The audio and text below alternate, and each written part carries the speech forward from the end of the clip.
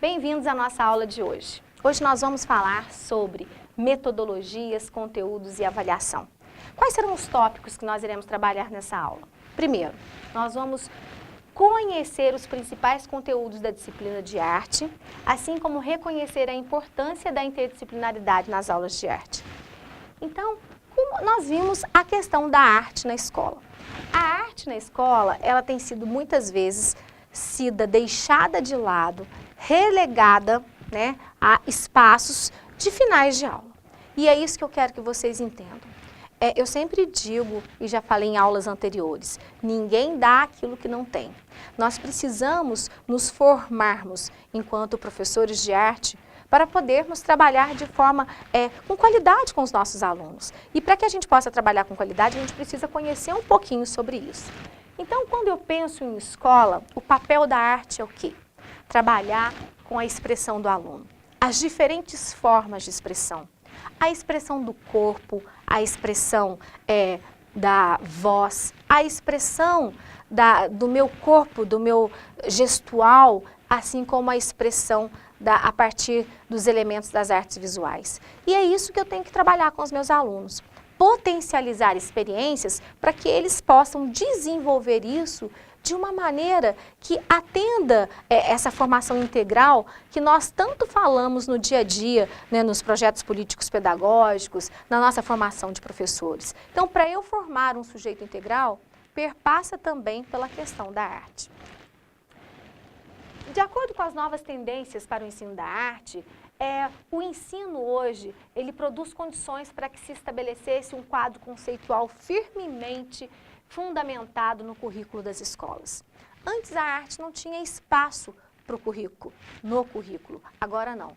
Ela tem o espaço, ela tem o conteúdo, ela tem a importância, assim como ela tem quais são os benefícios que a arte traz para o sujeito, quais são as competências que a formação em arte traz para o sujeito. E é isso que a escola precisa trabalhar. Então, quando a gente fala em artes visuais, a escola deve possibilitar ao aluno experiências em relação à pintura, desenho, à gravura, à escultura, à arquitetura, o desenho industrial, a fotografia, as artes gráficas, o cinema. Você pode perguntar, mas como que vai trabalhar tudo isso? Desde a educação infantil, ensino fundamental, nós vamos potencializar situações para que o aluno possa desenvolver dentro das artes visuais esses vários eixos. Como que é esse currículo, né, que vai trabalhar com esses eixos? Ele deve colaborar para que os alunos passem por um conjunto vasto de experiências de aprender e também de criar, articulando a imaginação, a percepção, a sensibilidade, o conhecimento e a produção artística pessoal, assim como a do grupo. Então, o professor, na sala de aula, ele tem que pensar dentro do seu currículo. Eu tenho o quê? 80 horas, 40 horas no decorrer do ano, uma aula semanal? Qual que é a carga horária da minha disciplina? Para que eu possa planejar, eu tenho que pensar quantas aulas eu terei no decorrer do ano e o que eu vou trabalhar em cada período.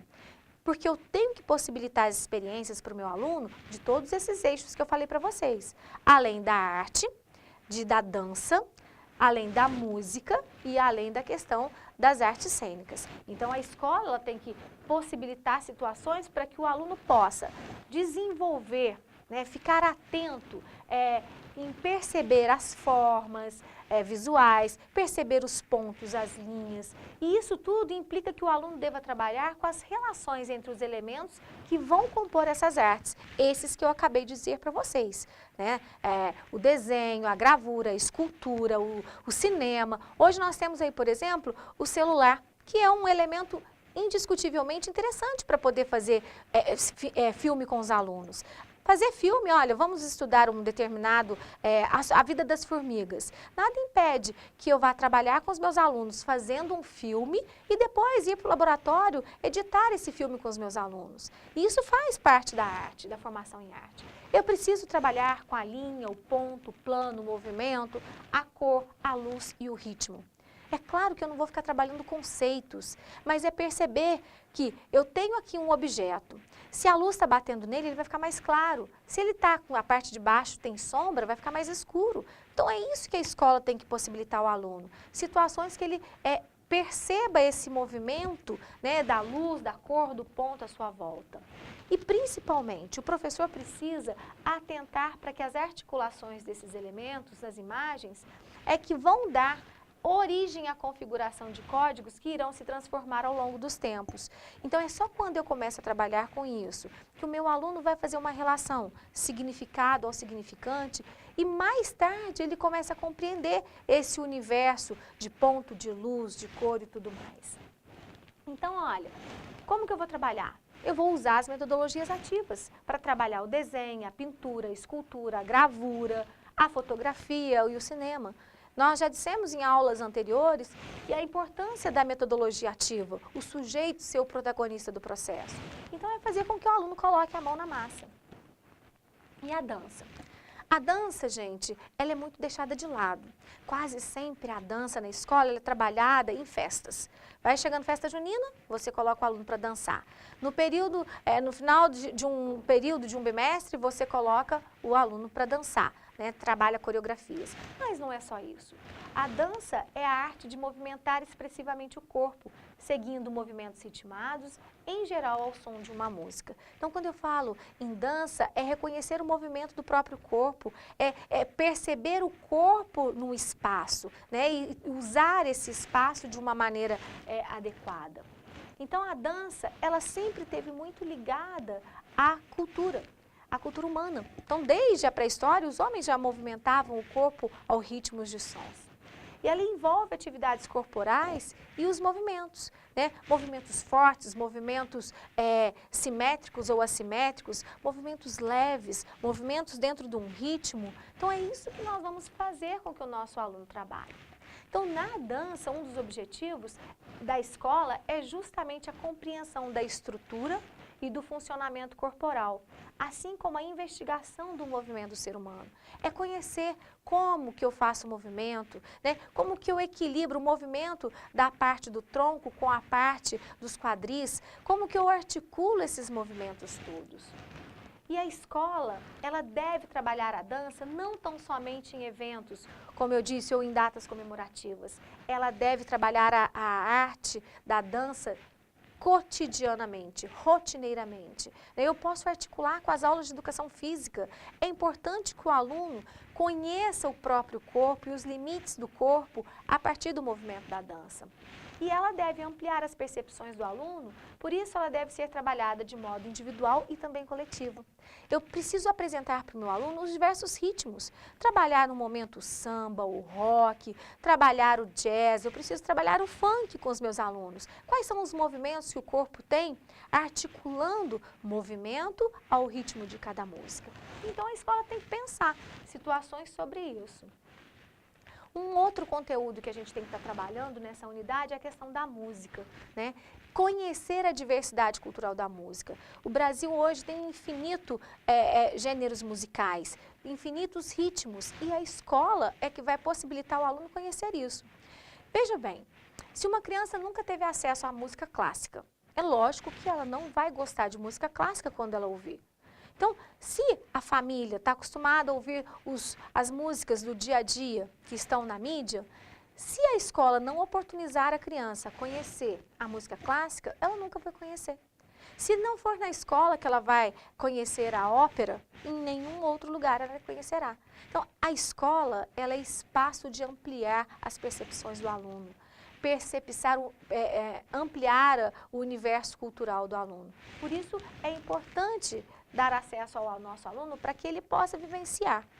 E quando a gente fala em música, para que haja verdadeiramente aprendizagem em música, é essencial que o aluno tenha a oportunidade e o acesso a ser ouvinte, a ser intérprete, compositor e também improvisador dentro e fora de sala de aula.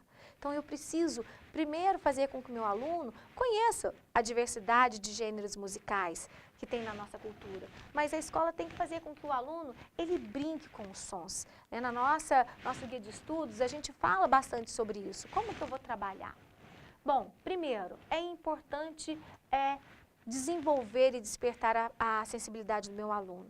É preciso saber ouvir para poder perceber as melodias musicais. Preciso explorar a diversidade de expressão vocal, corporal do meu aluno. E a música, ela possibilita o desenvolvimento da linguagem, assim como a aprender a explorar o meio em que vive e interage socialmente. Além do que, nas práticas escolares deve-se utilizar os elementos da música, tais como o ritmo, a melodia, a intensidade, a duração, mas principalmente, gente, de forma lúdica. Eu não vou ensinar para o meu aluno o que é ritmo, eu não vou ensinar para o meu aluno o que é intensidade, o que é duração. Não, eu vou trabalhar de modo que o meu aluno possa aprender isso de maneira lúdica, de maneira espontânea e gostosa. E nós temos as artes cênicas. Então, o que vem a ser essas artes cênicas? Arte em cena, o próprio nome fala.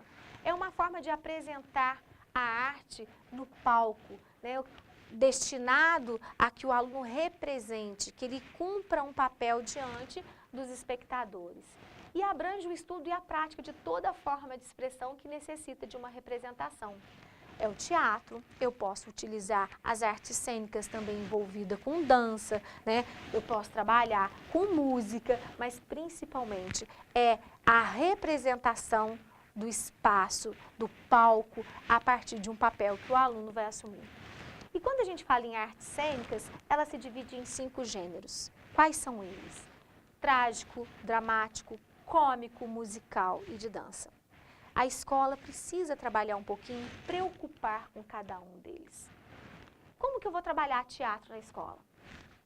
Como eu disse para vocês, a cada período eu preciso desenvolver com o meu aluno algumas peças teatrais. Se eu conto história para o meu aluno, nada impede que eu faça a drama com eles. Essa dramatização, num primeiro instante, ela pode vir bem devagar, dentro da própria sala, como pode ser desenvolvida também para toda a escola estar assistindo. São situações diferenciadas. E a partir do momento que eu trabalho com teatro na escola, o meu aluno, ele aprende a lidar com seus sentimentos, com as suas frustrações, se colocar no papel do outro, faz com que a gente interprete os próprios sentimentos da gente. E isso é muito importante.